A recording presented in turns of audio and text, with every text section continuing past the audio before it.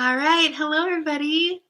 Okay, this is kind of new for me. I've only done a few lives, but it's Friday morning and I have a little bit of time. And our friend who normally goes live, she didn't go live today. So I thought, well, I'll just jump on and see if anybody is on so we could chat about VIPKID.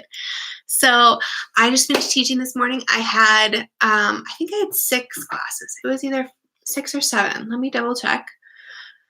I've been teaching since 4 a.m. So yes, it is 7 classes. I always take a break at 7 o'clock to help my kids get on the bus. So I had a class at 4, 4:30, 5, 5:30, 6, 6:30, 6:30, not 7, and then 7:30. And I wanted to tell you guys 2 stories today. My first story is that this is just so great. I was teaching a student today. I only taught him 2 times before. And I know that because I use Feedback Panda. So Feedback Panda tracks how many times you've seen your student. And of course the app does too, but I just use Feedback Panda. It's just been easier for me.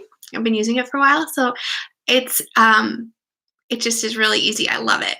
And so I looked and I said, I've seen this kid before. And we were chatting and then I asked him about his family because I still don't really know him very well. And he's like, I have one sister. And he said, and then he gets this big smile on his face and he goes, you know her. I was like, really? What's her name? And he told me his sister is Wendy, who I had just taught 2 classes before. Isn't that funny? And I've taught Wendy like many times. She's one of my regulars.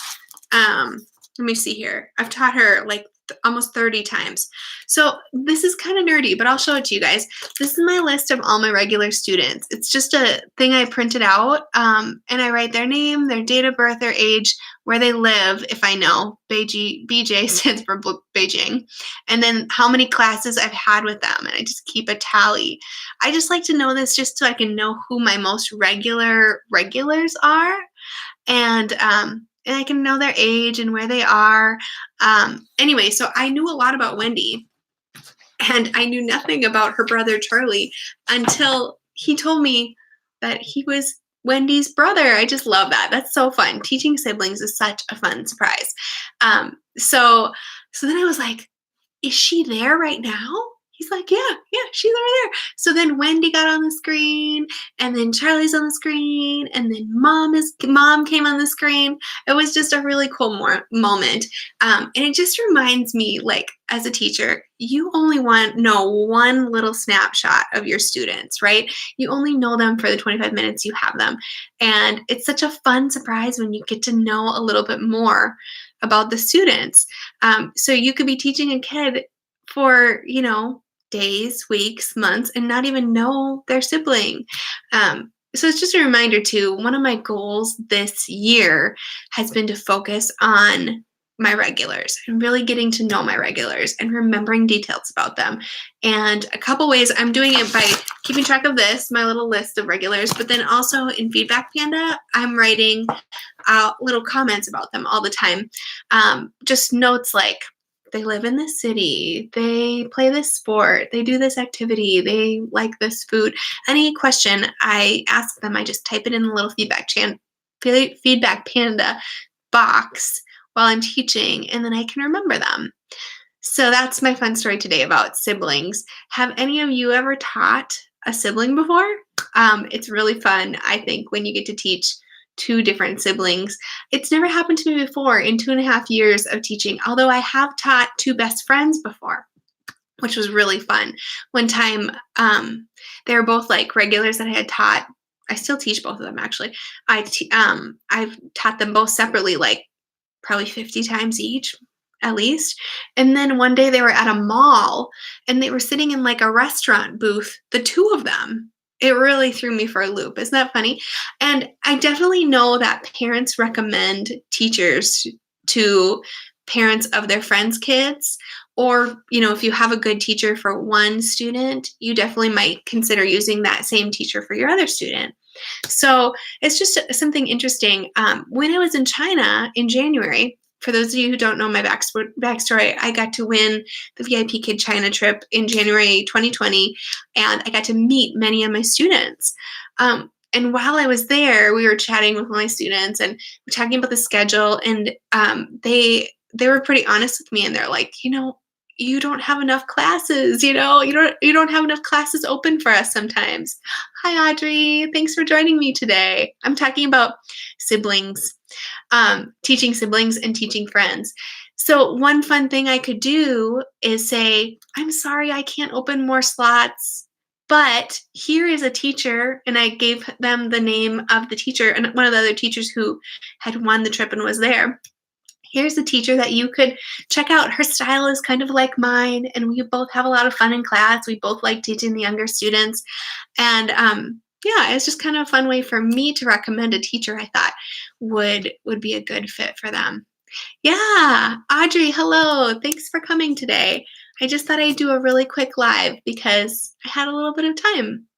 So yeah, it was so fun today to teach Charlie and his sister, Wendy. Wendy's my regular. I've taught many, many times. Charlie, I had only taught twice, and I realized today that they are siblings.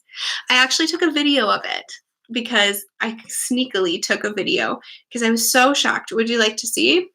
Let's see if this will work for me to play it. Hi! Wendy, I did not know.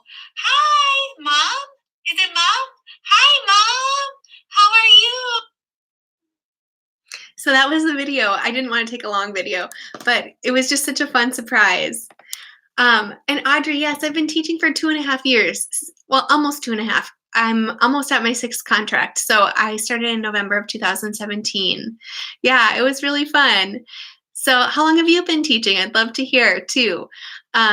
It's just really fun when those kind of moments happen and you get a picture of their real life, not just like the kid on the screen, But yeah, it was just super fun to meet the whole family.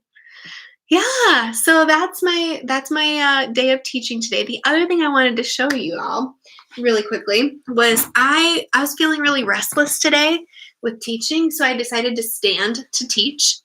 And this is my standing desk. I wanted to show you this. I posted about it on Instagram, so if you want more information, follow me on Instagram. But this is my standing desk that my husband made for me. He built it out of wood. He sanded it and glued it and did the whole deal. He did it by looking at samples on Amazon. Isn't that cool? It was my Christmas present. So the fun thing is I can just pop it up on my desk, and then my computer sits right here on it. And it's just so nice. So I actually did it in the middle of a lesson while she was reading a long paragraph. I stood up and lifted up my computer just like this, and I started adjusting, and I think it's fine. I probably wouldn't do that with like a newer student or anything, but it is a student I was really comfortable with.